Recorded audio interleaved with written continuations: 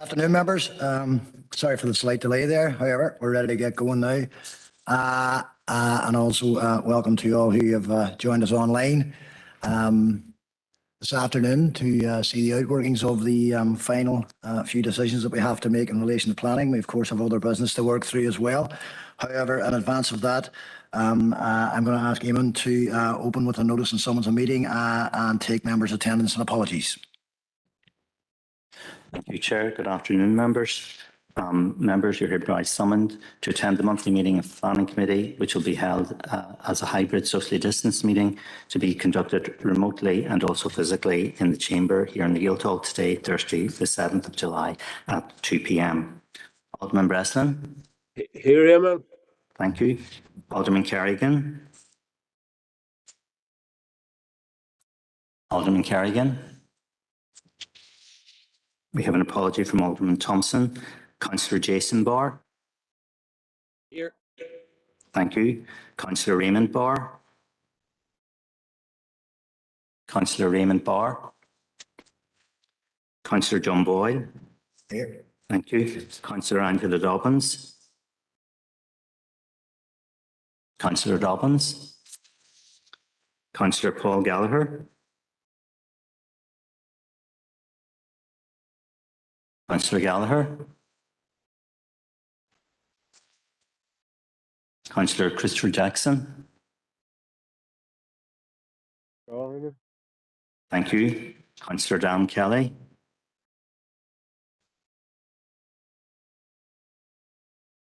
Councillor Kelly. Councillor Patricia Logue. Councillor Logue. Councillor Kieran Maguire. Councillor Maguire. Councillor Philip McKinney has informed us he will be late. Councillor Sean Mooney. Here. Thank you. Member, I'm just going to try again in case any of the members first time around we didn't get. Councillor Kerrigan.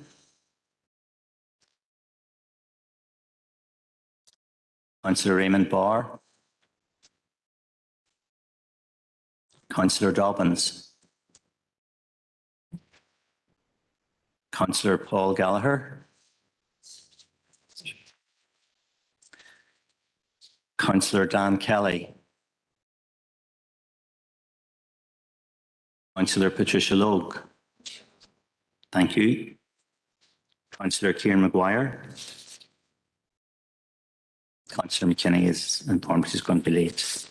Thank you, Chair. Chair, Alderman Kerrigan, I am here. I was disconnected before Eamon was able to take the role. Thank you, Chair. Thank you, Councillor.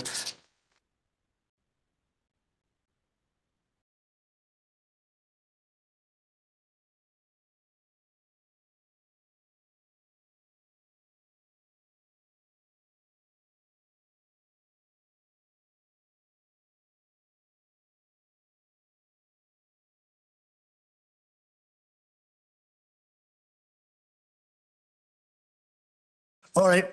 Thank you for that, Eamon. Members, can I just advise at the minute we have a quorum, but just about a quorum. We have 7 members. If we drop below 7, the meeting will, by protocol, need to be suspended. So can I again appeal to all of those who are in the chamber and those who are online to, if at all possible, ensure that you are here through to the end again. So as in the end of yesterday's meeting, can I just thank the Magnificent 7 for being here? And we'll move on to the next item on the agenda, and that's the broadcast statement. So again, just as a reminder, I would like to remind everybody present at this meeting in the Guildhall or indeed in attendance remotely, this meeting will be broadcast live to the internet and will be capable of repeated viewing. This broadcast may be terminated or suspended in accordance with our protocol. Due to your attendance at this meeting, you are consenting to being filmed and to the use and storage of these images for broadcasting or training purposes and for the purpose of keeping historical records and making those records available to the public. Members and approved speakers are reminded to only have your microphones and cameras on whilst speaking at the meeting and to use the chat facility to highlight a request to speak. Thank you.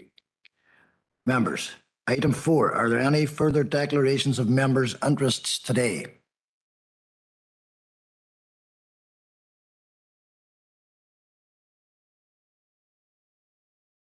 I assume by the silence that there aren't, so again, thank you very much for that, members, and we will now move into the business of the meeting. I don't have any chairperson's business and I haven't been informed of anything extra that I feel you need to know today.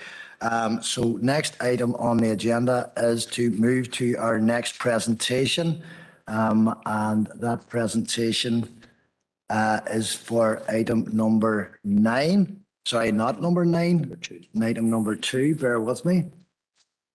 Item number 2, which is LA 11 2022 0444F, and the recommendation for that is an approval, as I see it here. And I will take the presentation here now. And Sarah Barrett will be doing that presentation remotely with the assistance of colleagues here in the chamber. So Sarah, over to you.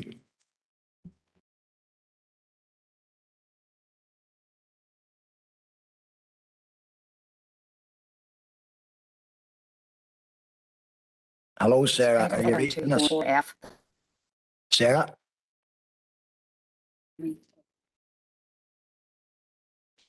Hello, Sarah. Can you hear us? Chair, can you hear me there now? We can hear you quite well now, Sarah. Yeah, if you'd like to take it from here. Thank you. Chair, item 2 is LA 11 2022 0444F. This is an application under Section 54 of the Planning Act, Northern Ireland 2011, in respect of planning permission LA 11 2019 0880, which was varied under LA 11 2021 0679. And this was for a proposed residential-led mixed-use development. The site is on the former Adria factory site in Strabane, and this application seeks to vary condition 16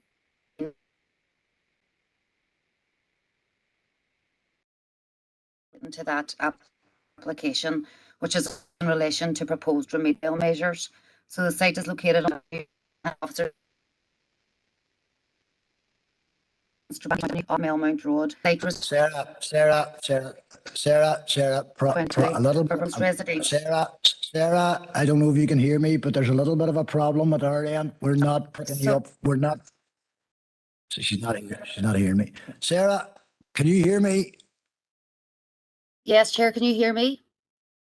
Not particularly well, Sarah. That's why I'm intervening.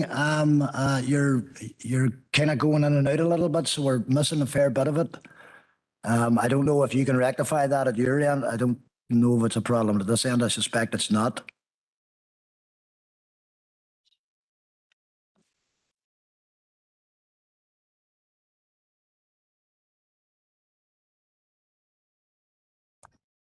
Chair, can you hear me now? Okay, we will persevere for now, Sarah. So we are hearing you much louder and much clearer. So go for it again. Okay, thank you. This is application item 2, LA 11 2022 0444F.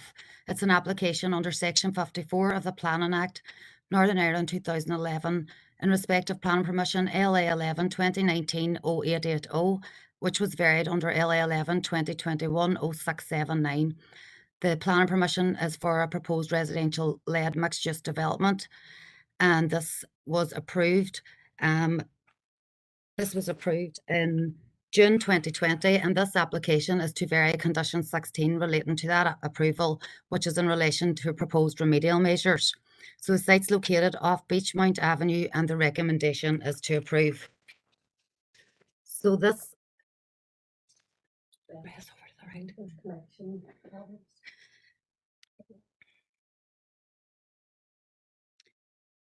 So the site is the former Adria site in Strabane on Beachmount Avenue off Millmount Road. Sarah, again, you're dropping out, Sarah, unfortunately. So we're just going to pause for a second. If you want to just briefly pause there for us, we'll see if we can fix this.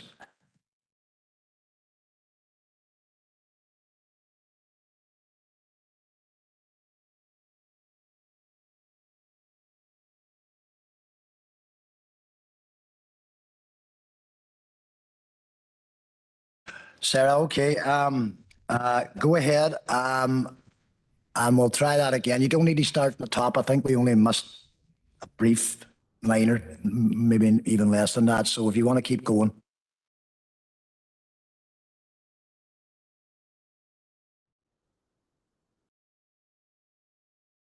Hello, Sarah. Are you reading us? Chair, we're just Can you hear me now, Chair? for Sarah here, so 2 seconds and we'll be with you. Okay, right. Let me know whenever you're ready to go again, please. Chair, can you hear me there now? Yep, that's grand. Keep going now, Sarah. Perfect. Thank you. Okay.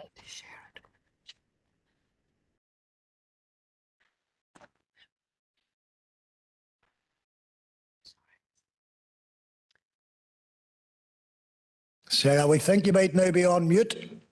No, it's okay. I'm just trying to get the presentation here for you. All right, okay. Okay, so this is the site location plan and approved layout. The site was the former Adria factory site in Strabane on Beachmount Avenue, located off Millmount Road, which received planning permission on the 17th of June 2020. The proposal that was approved was for a proposed residential-led and mixed-use development. So this slide shows you that the application is seeking to vary the wording of condition 16, and this is really to reflect an updated remedial strategy that was completed in December 2021.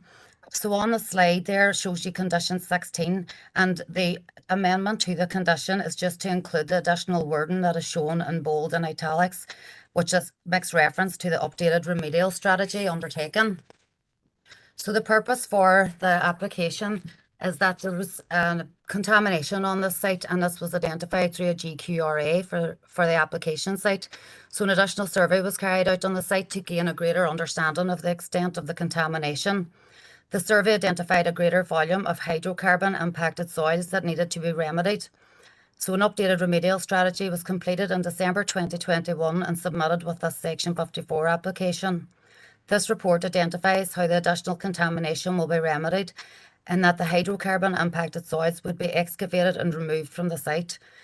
This method is consistent with the methodology previously approved and agreed with Environmental Health. The wording therefore of condition 16 is to be amended to include the updated remedial strategy report undertaken in December 2021, and this will ensure that the additional remediation measures can be appropriately undertaken and verified once implemented. There are no other changes to the condition except for reference to the updated report and the hydrocarbon impacted soils. So in terms of policy and consultees, Environmental Health had no objections, DERA Regulation Unit had no objections, and officers have considered the advice from the consultees and are satisfied that the amended wording is appropriate to consider the updated contamination identified on the site and its remediation. This variation of condition 16 is acceptable. It is in accordance with the SPPS, and it will ensure that the risk to and protection of human health is adequately addressed. So officers' recommendation is to approve. Thanks, Chair. Thank you, Sarah, and delighted that we got through the gremlins eventually. And just for the benefit of the committee, just to say I hadn't seen an email, but Councillor Gallagher's actually passed on his apologies to us all today. Councillor Logue. Chair, just to say thank you, Sarah, and to approve the recommendation. Thanks, thanks, Patricia. I'll second that, Chair. Freeze moment. I get them all. I know. Good. And seconded by Councillor Mooney. Members, unless there's any questions, we do actually have a proposer and a seconder here, proposed by Councillor Lowe, seconded by Councillor Mooney. And unless I see anybody in the chat box, I'm going to proceed directly to record a vote on this. Okay, so Eamon, you want to record a vote? Thank you, Chair. Alderman Breslin. Thank you. Alderman Kerrigan. Eamon, I'll abstain just because my connection just wasn't as good, so I'll just abstain on that one. I picked up the most of it, but I might have missed a few words from Sarah, so I think it'd be better if I abstain on this one. Thank you. We have an apology from Alderman Thompson. Councillor Barr, Councillor Jason Barr. Or. Thank you. Councillor Raymond Barr. Councillor John Boyle. Or. Councillor Dobbins. Marjo, thank you. We have an apology from Councillor Gallagher. Councillor Jackson. Or. Thank you. Councillor Kelly. Councillor Logue. Thank you. Councillor Maguire. Councillor McKinney. Councillor Mooney. Thank you.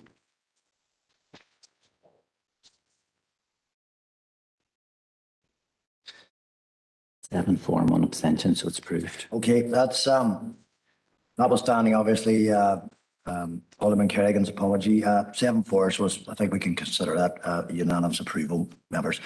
Okay, moving on to the next item, which is item number 5, as agreed yesterday, LA 11 2021 0266/F. And again, the recommendation for this is for an approval. And Katrina, if you're ready and able, go ahead. Thank you, Chair. Good afternoon. Item 5 is for the erection of 2-bedroom semi-detached houses at a site 20 metres south of numbers 22, 24 and 26 Townsend Street on Back Row, Strabane in Tyrone. The application site is a 0.3 hectare parcel of land located on Back Row, which is a small, narrow road to the rear of Townsend Street. The site is an area of backland located to the rear of the terrace of 2-storey dwellings at 30 to 40 Townsend Street, the bungalows at 22 and 24 Townsend Street, and the 2-storey semi-detached dwellings at 9 and 10 St John's Place. Here's an overhead photograph just to give you the context of the site. So these are photos of the site showing the rear of the houses at 30 to 40 Townsend Street and the houses at 9 and 10 St John's Place. These sit approximately 1.7 metres higher at St John's Place than the site and are bounded by a 2-metre close boarded fence. The palisade fencing to the right of the top picture is enclosing an electricity substation. So this slide shows the view of the bungalows to the rear of 22 to 26 Townsend Street, which are bounded by a close boarded fence and separated by a roadway from the site. This also shows clearer at the top picture there, the rear of the houses at 30 to 40 Townsend Street. So the policy context has been included in your report shown on the slide here. There is planning history in this site. So the planning history on the site was that there was a 2006 approval for a 3-storey apartment block that was not implemented. This was reapplied for under LA 11 2018 0376 for a 3-storey apartment block containing 6 1-bedroom apartments, the exact same as that granted approval in 2006. This was refused by the local authority. It came to committee on the 5th of June 2019 and was supported as a refusal. The decision to refuse was appealed and the appeal was dismissed in May 2020. So 5 of the refusal reasons relating to the appropriateness of the scale, bulk, massing and form of the 3-storey building, the unacceptable impact upon residential amenity and inadequate parking provision were all sustained. The objectors' concerns regarding dominance and overdevelopment were also found by the Commissioner to be determinant in her decision to dismiss the appeal. So this slide here shows you the layout of the previous application that was refused and appealed. And that shows you the elevations, the context on this site. So we've had objections to this application.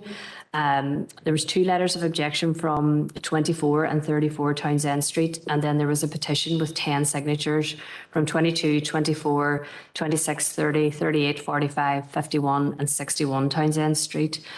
So they referred to the previous refusals and the previous plan appeal that was dismissed.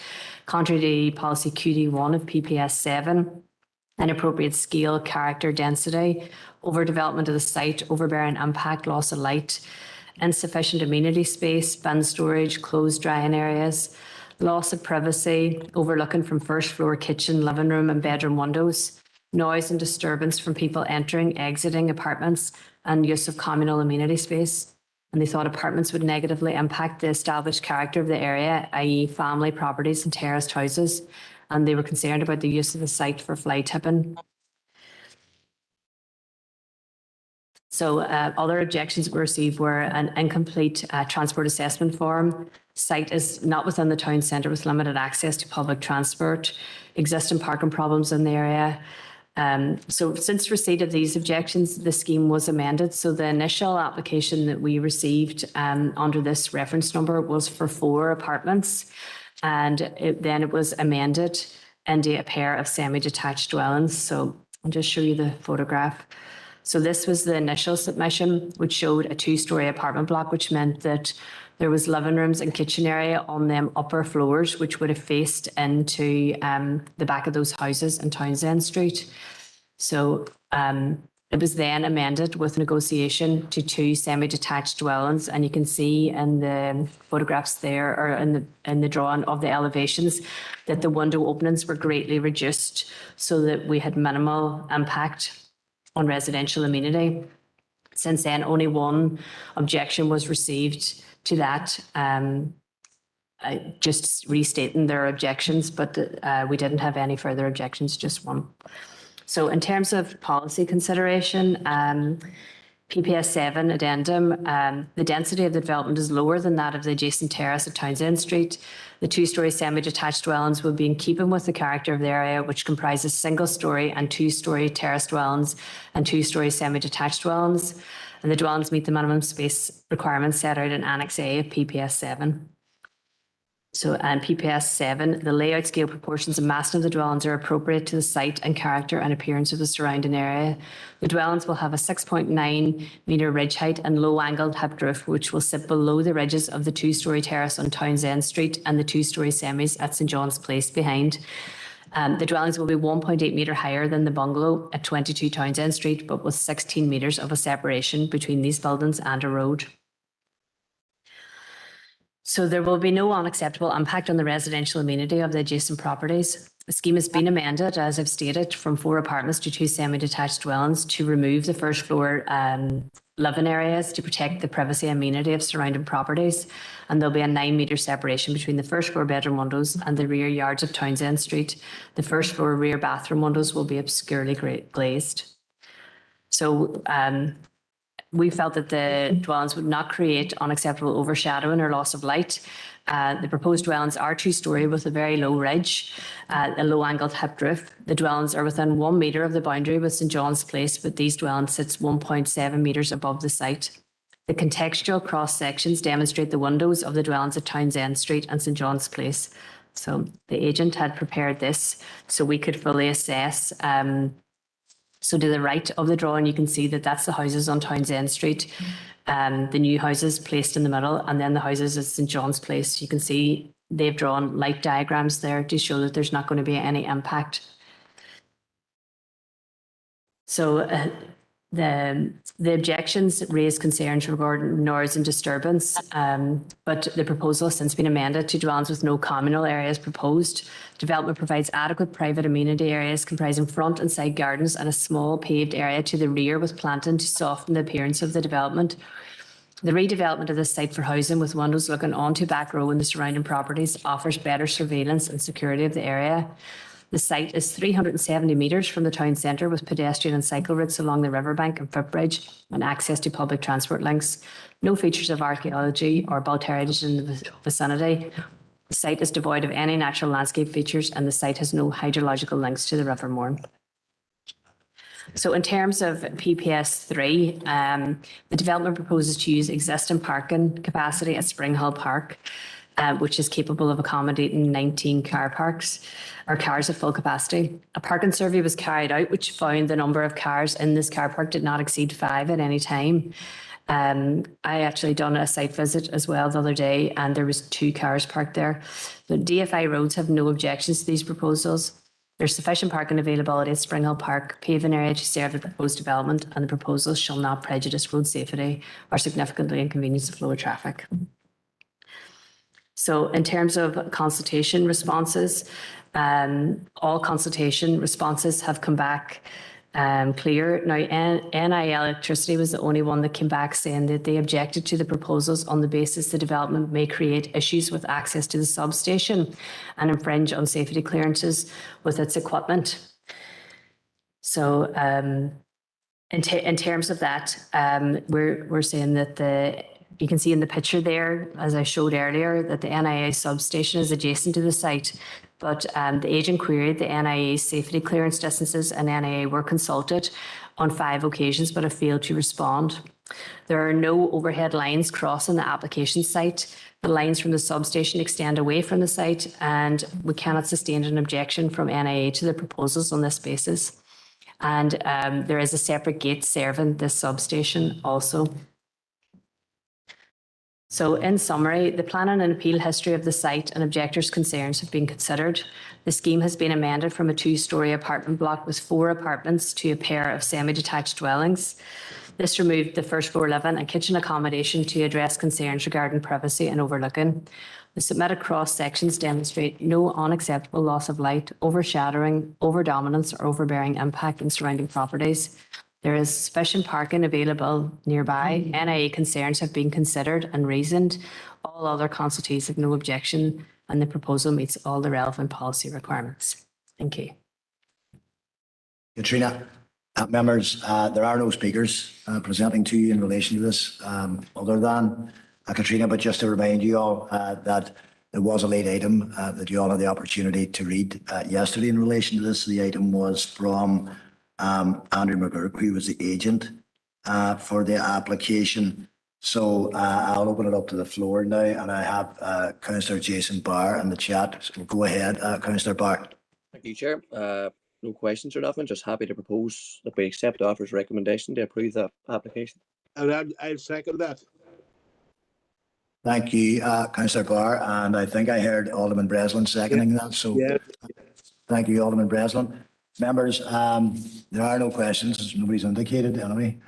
So we'll move straight to the vote on that proposal from Councillor Barr, seconded by Alderman Breslin, to accept the officer recommendation. And again, Eamon will record the vote.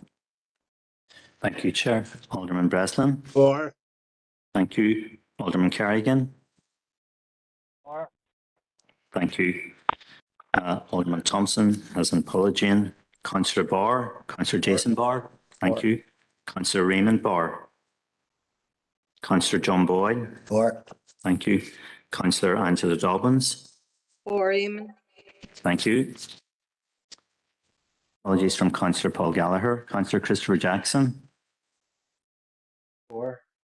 Thank you. Councillor Dan Kelly. Councillor Patricia Logue. Thank you. Councillor Kieran Maguire.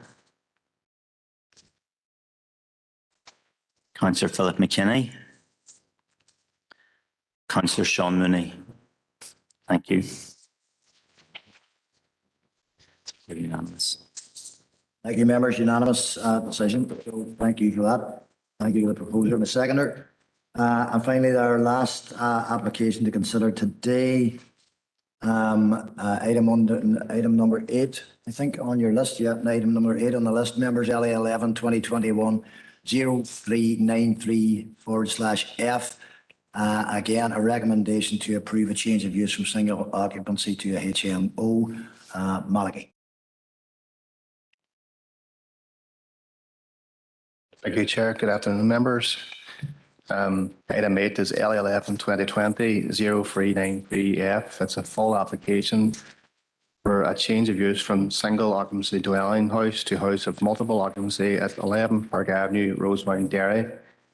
The recommendation is to approve. Site is located with a mid-terrace property. It's outlined in red on Park Avenue in the Rosemount area of the city.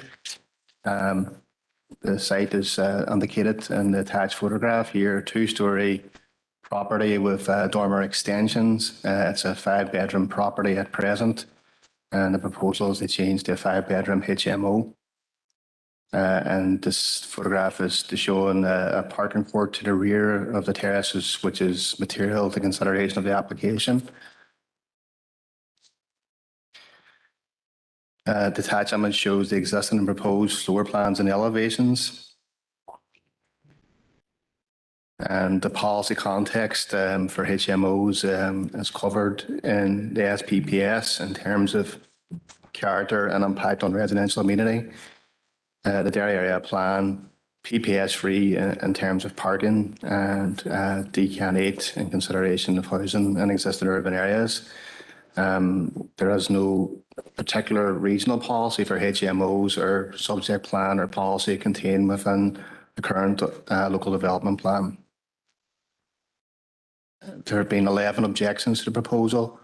The issues raised relate to character, that this will impact the character of the area, and it should be retained for single-family occupancy.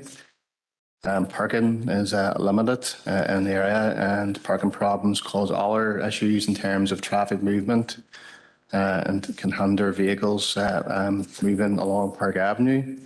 Concerns about antisocial behaviour and other aspects such as loitering and littering that are associated with the proposed use, and the application should not be considered given the composition of families and elderly people and young people in the area. And the other issues raise concern the lowering of property values and the dwelling is already in use. We consulted a number of bodies in relation to the proposal, including DFA Roads, who reviewed that for the proposed development, free parking spaces would be normally required.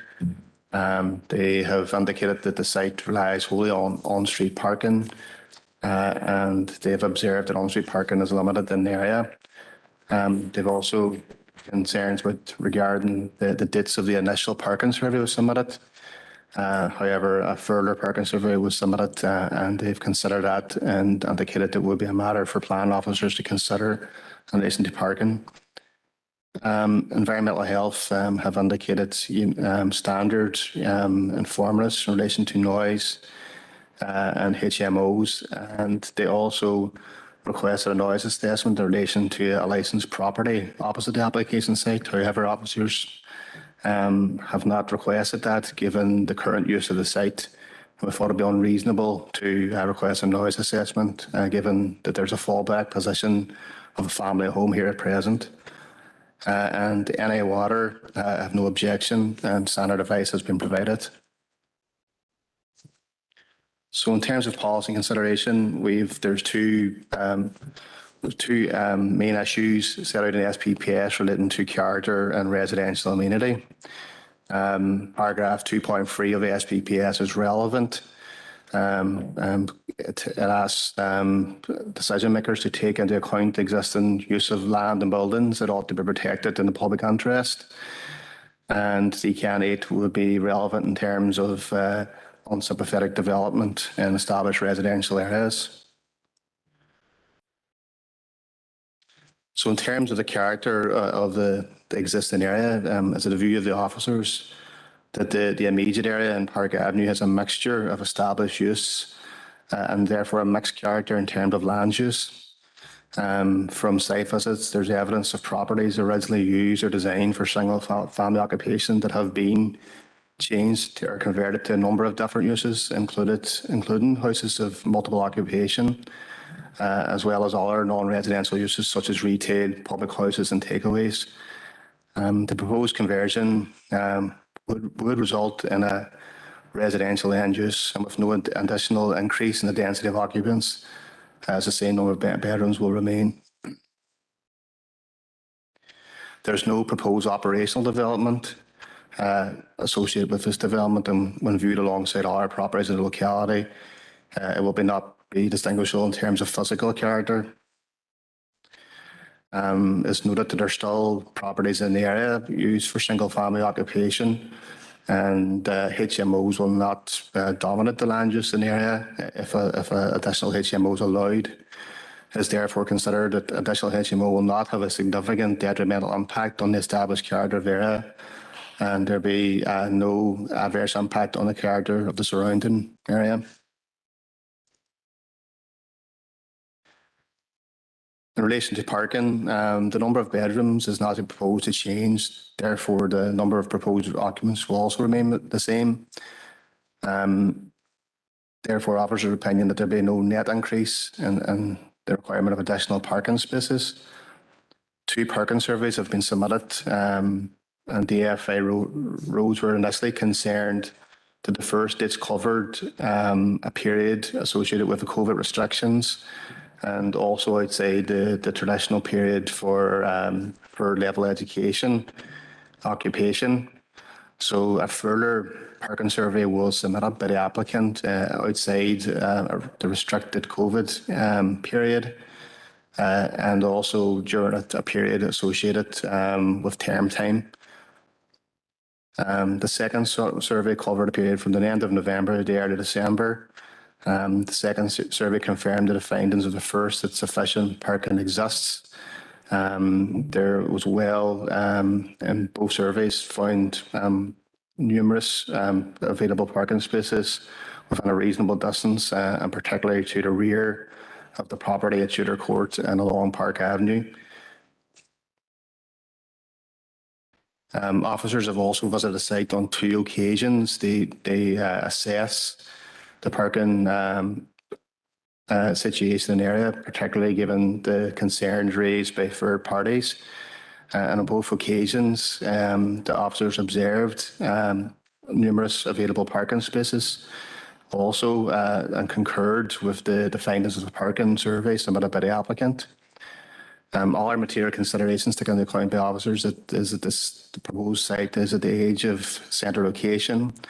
It has good access to public transport links, and it allows for all our modes of transport for walking or cycling. No evidential context or survey has been submitted to counter the findings of the care parking survey or the observations of the officer on site. In terms of residential amenity, a small yard area is provided, sufficient for purposes of bin storage, and it's also considered that the site is located near public open space at Brook Park. The HMO will have a shared kitchen, dining room and lounge. Bedrooms are not en suite, however, and their shared living spaces are of relatively large size.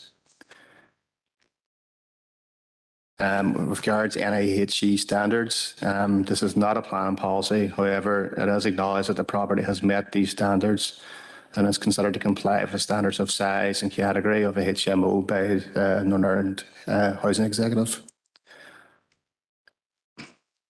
So taking into account the relevant policy criteria, the consultation responses, representations, and all other material considerations, officers would recommend approval of the application.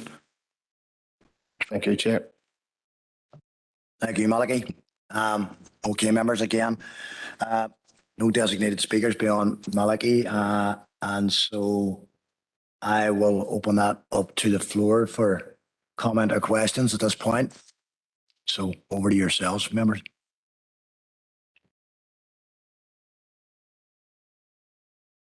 Hello. Thank you, Chair. Thank you, Malachy. Malachy, you said you visited on site and that there was no evidence that this was already being used as a HMO. How did you establish that? The case officer visited the site on 2 occasions. When they checked that there was that they couldn't access the site, but there was no physical evidence of a HMO. So on 2 occasions, there was no evidence readily available to them on site that day, and there's no reported enforcement cases when we checked also. Thank you. I suppose that's just following on from that. In the report, it's also saying that there is already a number of HMOs. How was that established? A planning history search was checked out in the area of Park Avenue, and I'm not quite sure of the name of the street across where the Phoenix is on it. No, but there was one approved on Park Avenue, and I think there was two on the street opposite, two approved HMOs. Okay, thank you. You're okay there? Patricia, yeah. Councillor Oak, you happy enough? Go ahead.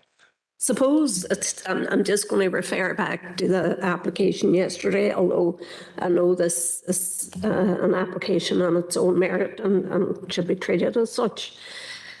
But, you know, reading the reason for refusal yesterday, and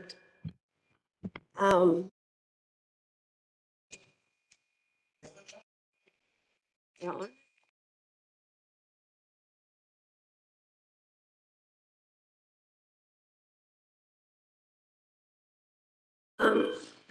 Do you not? No, it's not how.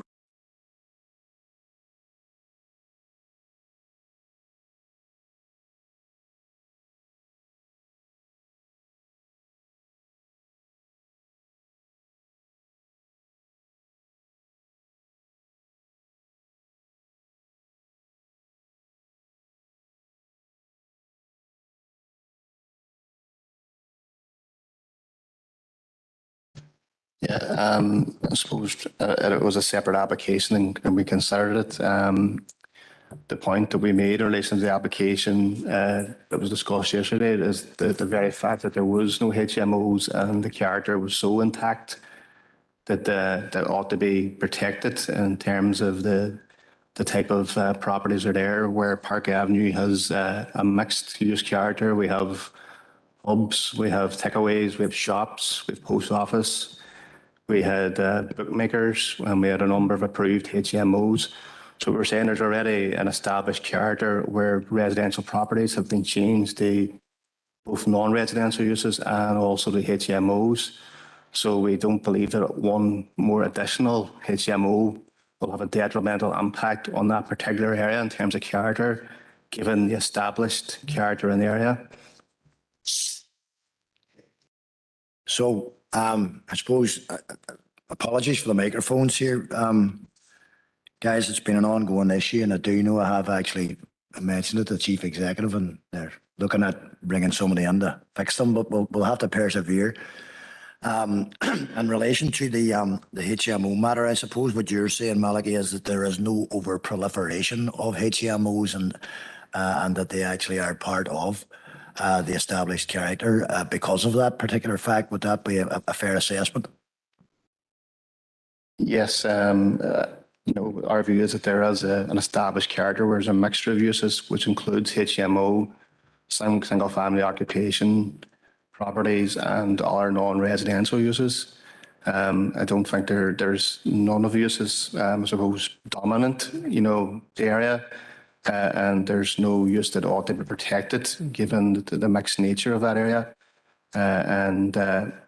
Yes, there's a number of HMOs. It's not significant, but they are established and part of the character of that area. We believe that one more HMO will not have a detrimental impact on the overall character of the area. Right, thanks for that, Malachy. I know the area very well, actually. I used to live very, very close to there, just around the corner, in fact. And reflecting on what you've said, to me, that seems to be my experience of there, but it's a fair few years now since I moved out of Grafton Street. But your judgment on this is what we're taking. Any other questions? Yes, Councillor Dobbins. Thank you, Chair. And as you well know, I too was reared up in Park Avenue. So therefore the parking issue, I can't understand where that's coming from, that the survey did not show, and this is a street that residents are up in arms against, trying to get it a one-way system. It is so bad because of on-street parking. So I disagree with the report there with regard to sufficient parking. There may be some round the back off Academy Road. There may be, and that's a big maybe, but totally don't see where they're getting the sufficient parking from. Just a comment here. Thank you, Councillor Dobbins. Anybody else? Do you try that thing again? No questions, but just a comment. Just Go in ahead. general, we have a 3-story house here. 5 bedrooms, obviously going to be for 5 adults, if not more. Bedroom could be 2 occupancy. We don't know. And we've only 1 bathroom here. I think, you know, I know this is not a planning issue, but I think HMO standards need to be raised, and that people getting under these HMOs, which are mainly students, deserve dignity. And I think they deserve their own ensuite bedroom at the very, very least. So that's just a comment. Okay. Thank you, Councillor Logue.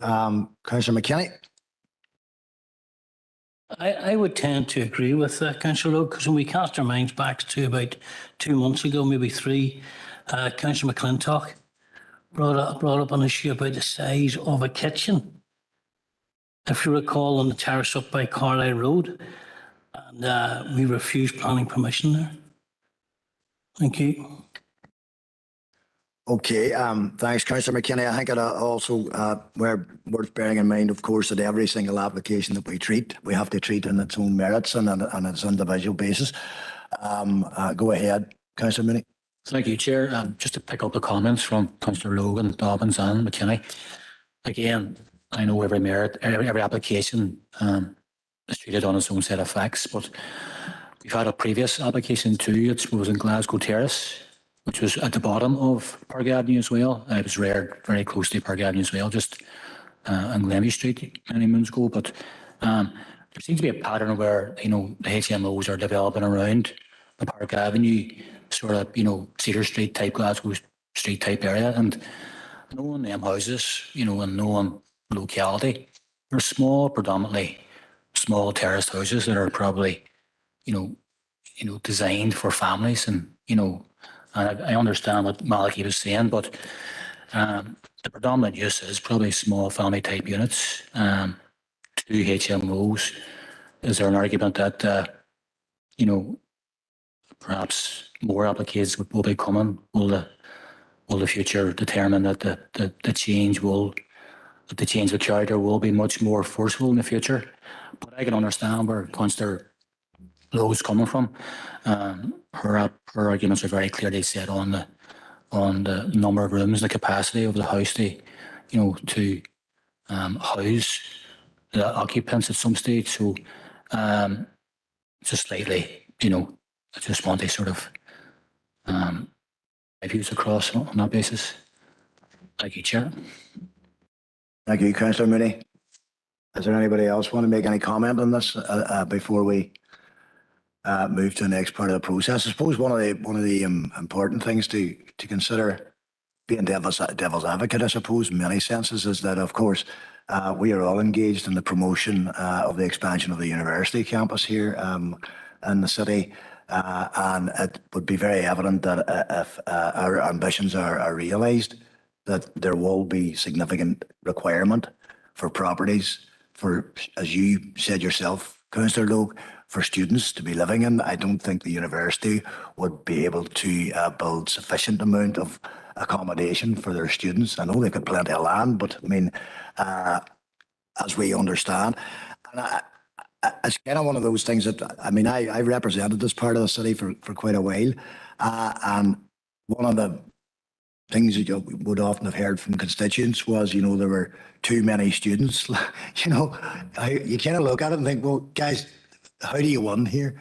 Do we want the university expanded? Well, if we do, yes, and we do, where are we going to put all the students? And so there's a little bit of chicken and egg involved in some of this stuff as well. That's the problem. But that's just another thing for us to think about as we progress forward with these levels of applications. As I said, I know the university, they do, of course, provide significant amount of accommodation for their students in the Norton Road, Duncragan Road area, but I don't imagine they'll ever have the capacity to house as many as we want them to have. And absolutely, we want them to have as many thousands of students as possible. But look, that's just a few thoughts around it. But I mean, clearly, the recommendation here in front of us now is to approve this particular HMO members, and I'd say they're going to be a proposal to do that or do something different. So, Councillor Mooney. Chair, just one question for the officer to follow up on. Was the application lodged and was there any information given that the HMO application would be orientated towards student occupation? Thank you. Not that I'm aware of, but I suppose given the locality, there's an assumption that it would be attractive to students because of its proximity to both Ulster University and Northwest College. I'm not surprised to hear that answer, but you know, those are potential tenants, but they're not the only tenants, as Councillor Lowe pointed out as well. And of course, everybody deserves to live in an accommodation with some degree of quality in it and dignity of their living conditions as well. So, Chair, Fox.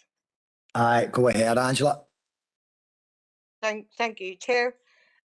Chair, as Councillor Mooney asked a valid question there, you know, we don't know what this house of multiple occupancy is geared towards, and assumption.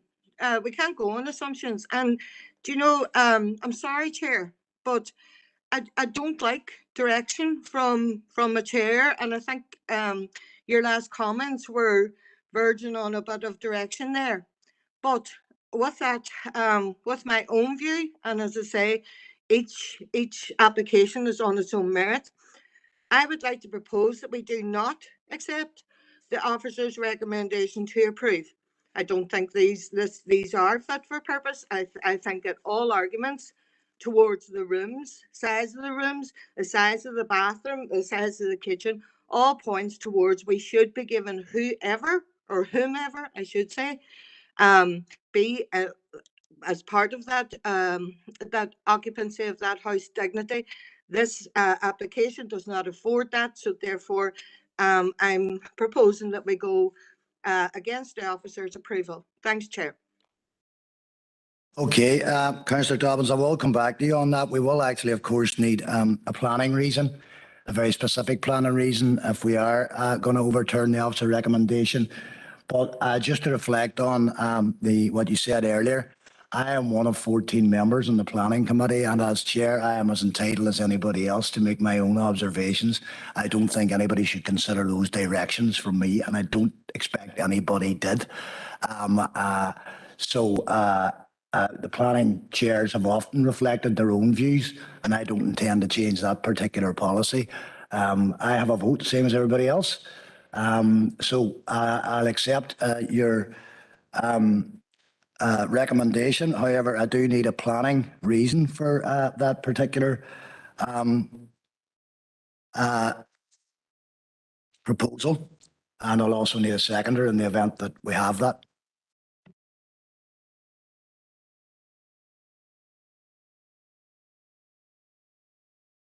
I'll get that for you now, Chair. If you just give me 2 seconds, I need to get on to another page of this iPad here.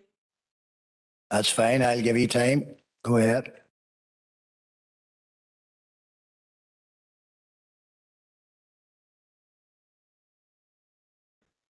Hi, Chair. Sorry. Yeah, the reason is I believe that the proposal does not meet the policy requirements of the DAP 2011, the SPPS, and the PPS3. I think that's a verifiable reason. Okay, there is a proposal there, and Councillor Dobbins has outlined her reasons for overturning the officer recommendation. Bear with me.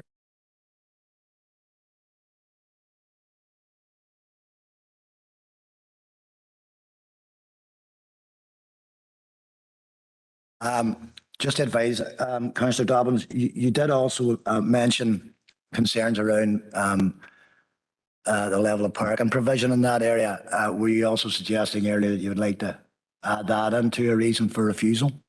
Yes, please, Chair. Thank you. Okay, so you've heard the proposal from Councillor Dobbins. Members, obviously that requires a formal seconder. Chair, I'll second that. And I just want to add that I know the close proximity to the university that this area is, and I feel there is I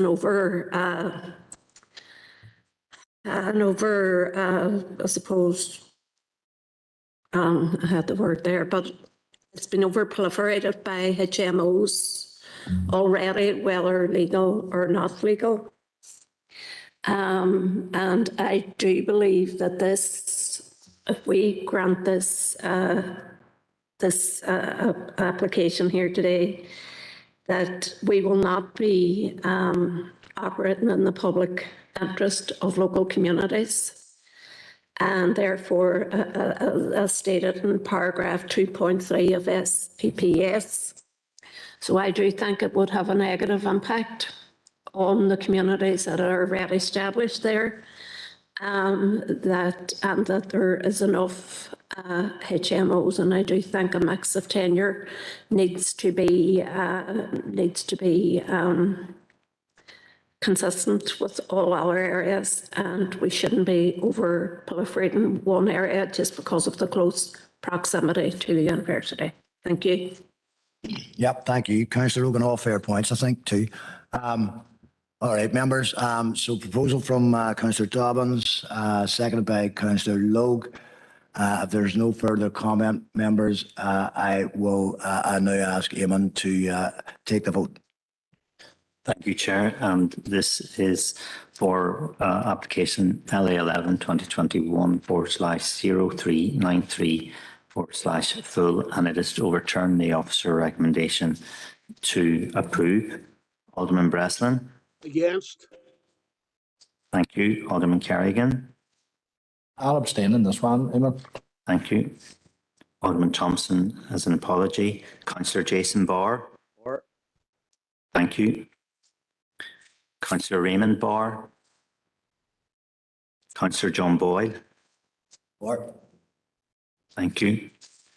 Councillor Angela Dobbins. For, Eamon. Thank you. Councillor Paul Gallagher, with apologies. Councillor Christopher Jackson.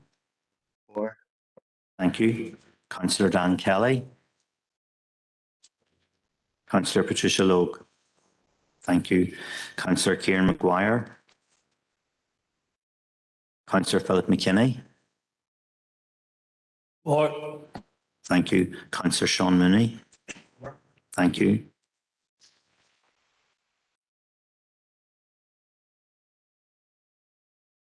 Against and one abstention. Thank you, member. 7-4-1 against, 1 abstention, and thanks for that. Okay. Just give me a minute and we'll go on to the next item on the agenda.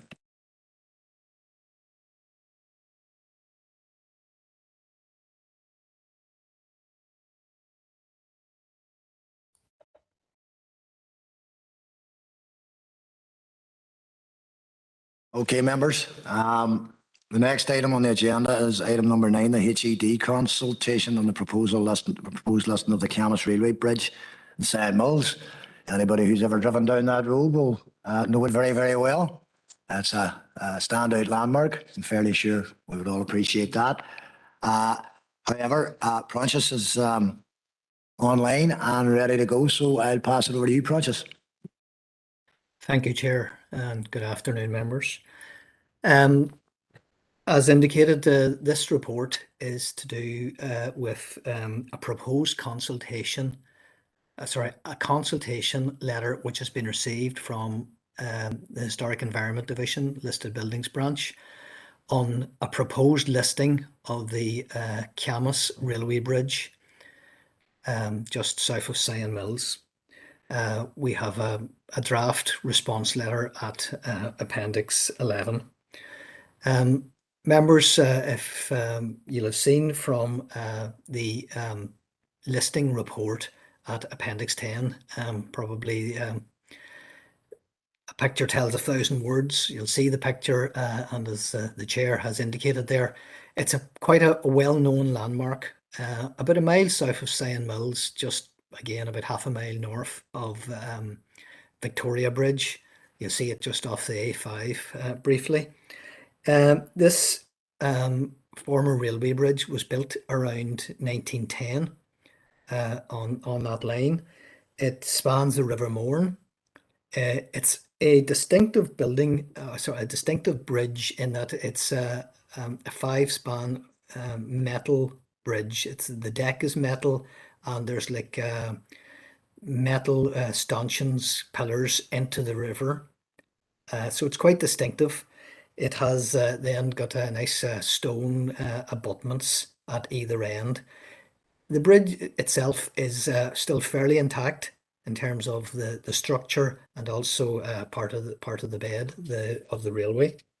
So members, you'll have read the report, and the recommendation from HED is that they believe that this is of special architectural and historic merit within the locality, and it's quite a rare example of a metal bridge. There's only, I think, 4 of them in Northern Ireland. So HED believes that this is worthy of listing. We as planning officers have undertaken a planning history search, and there's nothing relevant comes up which would prevent its listing or would be affected, particularly by its listing. So we as officers believe that the formal recognition and protection of listing of this Camas Railway Bridge would be welcomed, and we believe it adds to the visual and historic interest of this part of the district. Therefore, members, the recommendation is that the council should issue the attached letter at Appendix 11, which basically agrees and accepts the proposal to list this historic bridge. That's all, members. Thank you, Francis. Okay, members, so obviously you'll note the recommendation is for officers to respond to DFC HED supporting the proposed listing. Has anybody any comment they would like to make on that? Alderman Kerrigan, go ahead. Very briefly, just Pontius, and I do thank you for the report there. I'm just wondering, that's one bridge. What about the other bridge that crosses?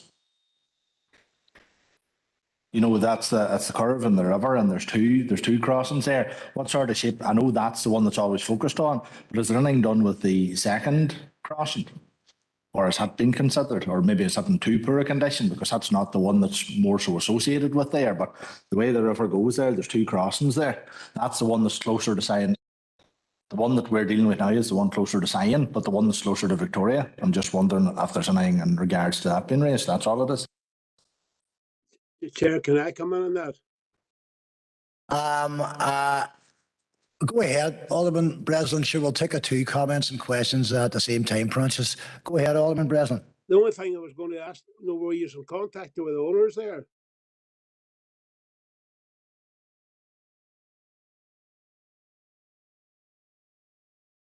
I can. I think I picked that up. Francis, obviously Alderman Kerrigan's question, and then I think Alderman Breslin was saying, have HED been in contact with the owners, if I picked that up correctly? Yes, that's correct. Thank you, Alderman Breslin. So over to you, Francis. Yes, thank you for the questions, both of them valid questions, Chair. The other bridge, which is referred to, it's probably only maybe 100 metres to the south. It's the Berney Bridge, B-E-A-R-N-E-Y, Berney Bridge. For people that aren't familiar, it has been surveyed by HED a number of years ago, possibly at the same time as this one. But it's not as visible a bridge. It's not the same structure, and it's not in as good a condition. So it's not just exactly the same. It's not clear from the report of the listing, the survey report of that other one, but the recommendation was that it wasn't listed at that time. Whether or not they are still reviewing them and may decide to come forward with the listing of that, or proposed listing of that Burney Bridge, that's something we could certainly ask them. But it wasn't exactly the same, and it wasn't in as good a condition. So it may be a case that they don't consider it of special architectural historic interest. But if members want, we can pose that question at the time that we respond to them and point that out. Chair, as for the second question, the council are consultees from HED on this. The owners have been made aware of the proposed listing, and they would be informed at the same time. So I did go back to HED and clarified that the owners were made aware of the proposed listing, and hence that's why we were happy to put this in to propose it for open business here today. The owners have been made aware of the proposal. Okay, thank you. And sorry, and they have the opportunity to submit comments, I think, as well, regarding the listing. Okay, thank you, Prentice. I think that answers the two questions, and Alderman Kerrigan actually did indicate that he would be supportive of the idea of perhaps writing to HED to establish what the view would be. If you want to just explain that one, Keith. No, Chair, I'm content, and if you need a proposer, I'm content to propose the item. But it's as I say, it's the one that has been listed here or the one that we are dealing with is the one that's often photographed, but you have the other one just as Pontius says, only maybe 100 metres to the south of it, and it's just to get a wee input of what's happening that, so that doesn't just fall into wreck and ruin. Thank you, Chair. All right, thank you, Alderman Kerrigan. I haven't got a clue where the other one is, but I know this one very, very well. Councillor McKinney. Thank you, Chair. Just a quick one there. I'm assuming that when you're talking about the ownership, the bridges are in private ownership, or are they in government ownership? And who will look after the upkeep of the bridges? Are they just going to rot and fall in the river? Okay, Francis, go ahead. I would expect that the ownership isn't private. It's in a rural location. There's farmers' fields on either side of it.